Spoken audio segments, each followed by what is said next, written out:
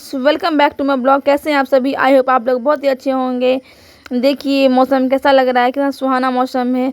देखिए यहाँ पर जो हम सुबह सुबह फ्रेश होने के साथ ही चाय बना रहे हैं, क्योंकि सुबह सुबह चाय तो सबको चाहिए ही। उसका स्नान करके देखिए हम फटाफट जब पूजा करने के लिए आ गए थे, क्योंकि आज जो है गुरुवार है। यहाँ पे हम गुरुवार का पूजा कर रहे हैं।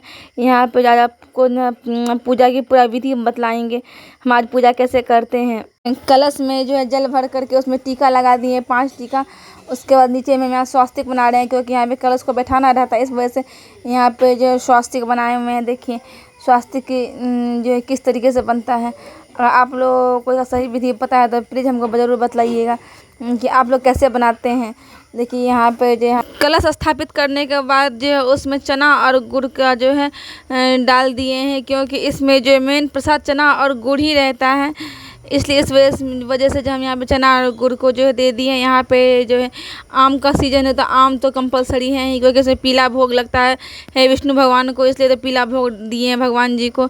यहाँ पे जो है सब कुछ में टीका चंदन लगा करके जो है यहाँ पे हम भी अपने माथे में चंदन लगा लिए और यहाँ दीपक प्रज्वलित कर रहे हैं। देखिए यहाँ दीपक जब प्रज्वलित हो जाता है तो एकदम मन को शांति मिलता है।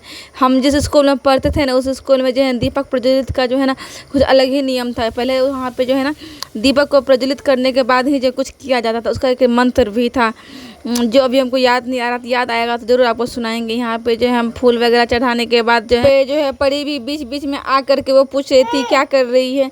जो बच्ची है तो अब आएगी ही, यहाँ पे हम रहते हैं वहाँ तो उसको आना ज़रूरी है, इस वजह से वो बीच में आ रही थी। जो है देख रही थी क्या कर रहे हैं हम नहीं कर रहे। यहाँ पे देखिए यहाँ पूजा सभी विधि को अपने हिसाब से करने के बाद जो है कथा को जो है शुरू कर रहे थे। तब तक में जो है और भी कुछ हमको याद आ गया, इस वजह से चना और जो है फूल जो है अपने हाथ में लेकर के यहाँ देखिए पूजा जो है स्टार्ट कर रहे हैं। आप कथा आप लोगों को थोड़ा सुनाते हैं।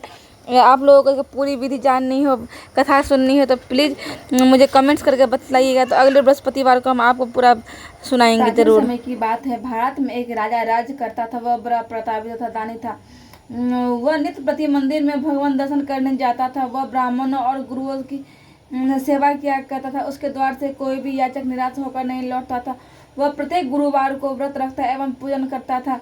हर दिन गरीबों की सहायता करता था, परंतु यह सब बातें उसकी रानी को अच्छी नहीं लगती थी। वह न व्रत करती और न ही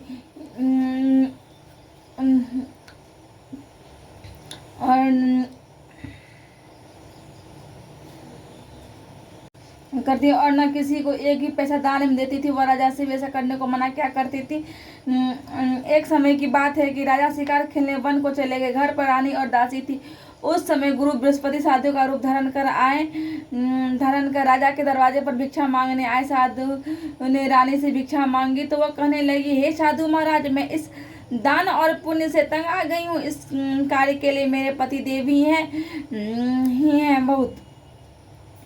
अब आप ऐसी कृपा करें कि मेरा सारा धन नष्ट हो जाए तथा मैं आराम से रह सकूं। साधु रूपी बृहस्पति देव ने कहा, हे देवी, तुम बड़ी विचित्र हो। संतान और धन से कोई दुखी नहीं होता है, इसको सभी चाहते हैं। पापी भी पुत्र और धन की इच्छा करता है। अगर तुम्हारे पास धन अधिक है तो भूखे मनुष्य को भोजन कराओ, प्यार लगवाओ, ब्राह्मणों को दान दो, धर्मशालाएं बनाओ, कुआं तालाब, बावड़ी, बाग बगीचे आदि का निर्माण करवाओ तथा निर्धन की कुमारी कन्या का विवाह करवाओ। साथ ही यज्ञ आदि करो। इस प्रकार के कर्म से आपके कुल का और आपका नाम प्रलोक में सार्थक हो।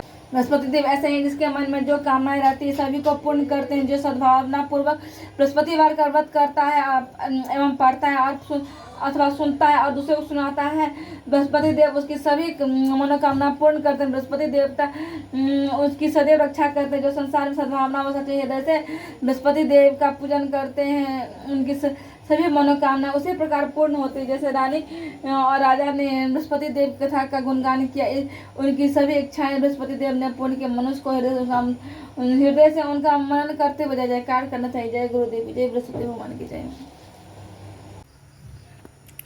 ओम जय जगदीश हरे स्वामी, जय जगदीश हरे।